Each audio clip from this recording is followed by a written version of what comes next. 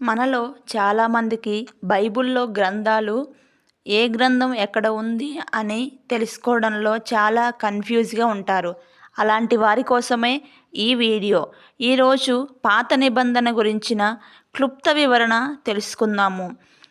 పాత నిబంధనలో ఎన్ని గ్రంథాలు ఉన్నవి, వాటిని ఎలా గుర్తుపెట్టుకోవాలి అనేది ఈ వీడియో. పాత నిబంధనని 5 పాయింట్స్తో మనము గుర్తుపెట్టుకోవచ్చు.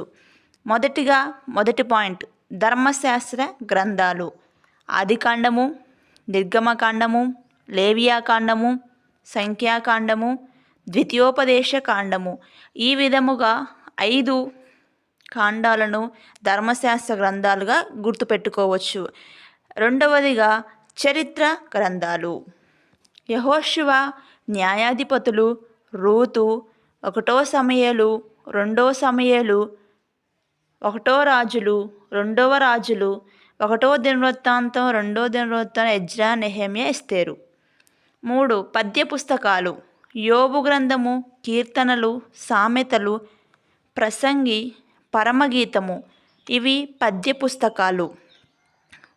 4వది వచ్చేసి పెద్ద ప్రవక్తల గ్రంథాలు. యెషయా గ్రంథం, ఇర్మియా గ్రంథం, విలాపవాక్యాలు, యెహెజ్కేలు, దానియేలు. ఇవి పెద్ద ప్రవక్త గ్రంథాలు.